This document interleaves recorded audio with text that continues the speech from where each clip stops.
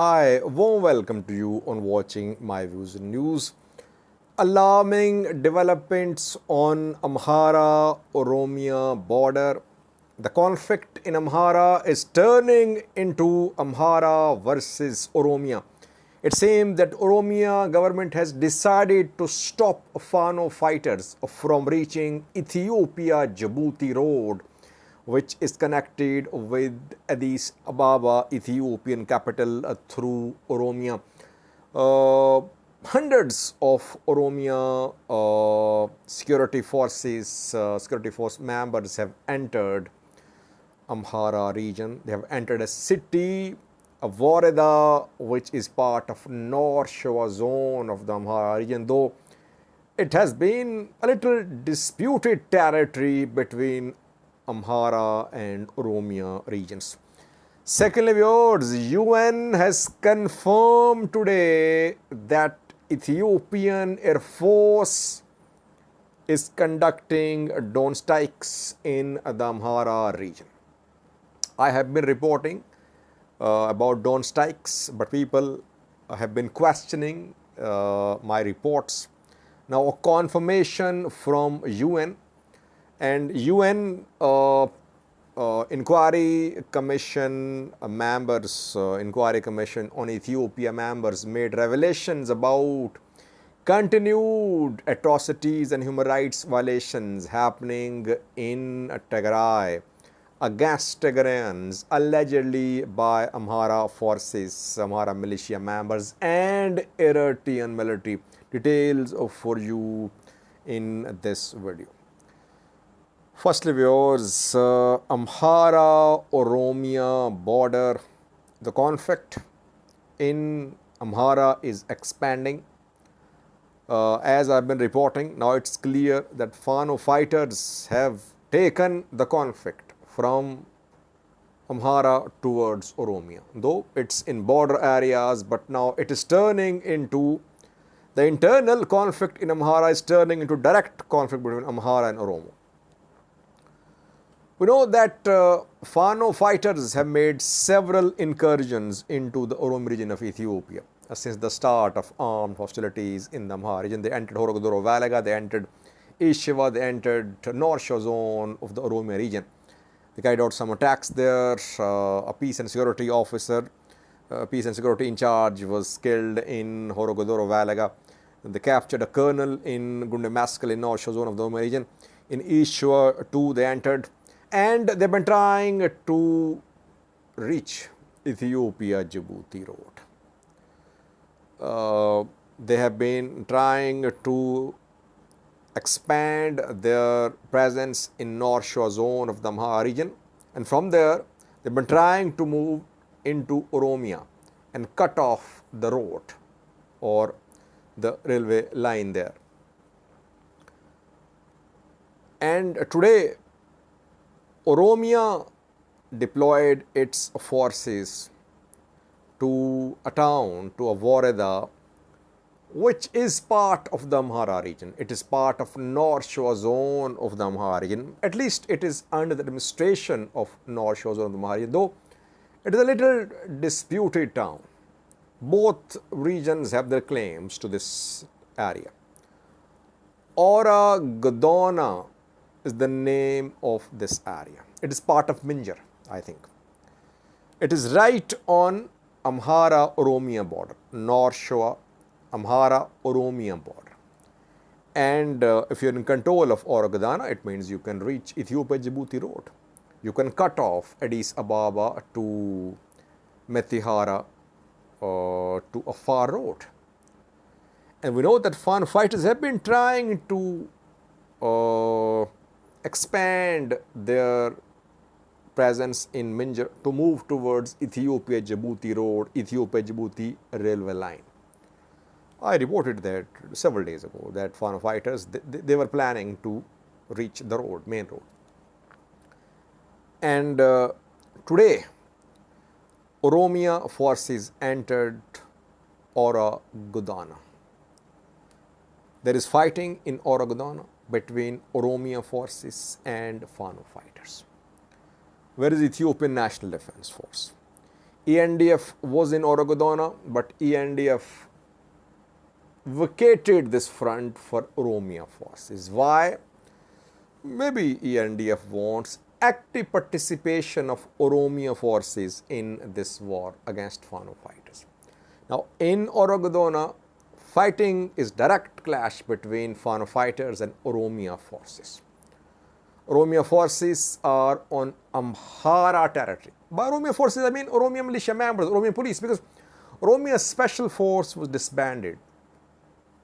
It was claimed by Oromia government, federal government, but it was turned into Oromia police. It became part of Oromia. It became part of Ethiopian National Defense Force.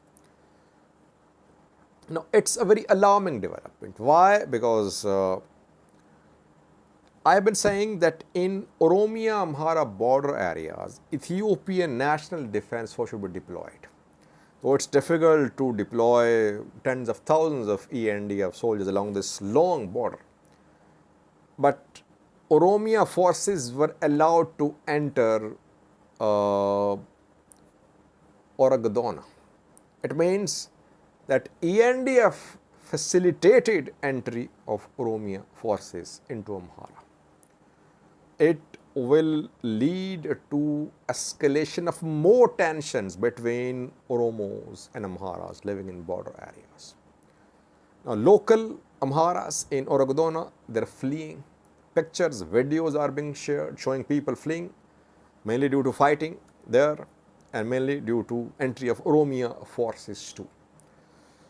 So, gradually we are seeing that the conflict from Amhara is expanding, it's spilling into border towns and cities of the Oromia region. Now, I want to say one thing. This conflict in Amhara was underestimated or it was deliberately played down by Ethiopian federal government when it started a few months ago. Though government is responsible, government suddenly disbanded Amhara special force that led to start of the uprising in the Amhara region. Now, second mistake is being made by the government. Any attempt to pit Oromia forces against Fano fighters would be destructive for Ethiopia, destructive for the unity of Ethiopia, for the harmony which is there between Oromos and Amhara civilians in border areas. It's a very dangerous game, but on the ground we're seeing that this conflict, at least in border areas, is turning into Amhara versus Oromo. Secondly, viewers, first confirmation from UN that drone strikes are being conducted on Fano fighters in the Amhara region. Ethiopian government has been denying the use of drones in the Amhara region. Bihano Jula, a few days ago, army chief, a few days ago, said that Fano fighters were spreading fake information about use of drones. But a UN human rights panel expert, UN human rights experts panel briefed Human Rights Council of the UN today. This commission of investigators was set up for more than a year ago to investigate human rights abuses committed in Tigray, Amhara, Afar regions in the 2-year-long war. And the commission's mandate is now going to be extended or terminated. Tigrayans are protesting. Tigrayan diaspora community, not Tigray government. They're protesting, they want extension in mandate of this UN Inquiry Commission. The UN Inquiry Commission members today accused Eritrean military, Amhara forces, Ethiopian military, that still they are involved in human rights abuses being committed against Tigrayans, mainly in Tigray.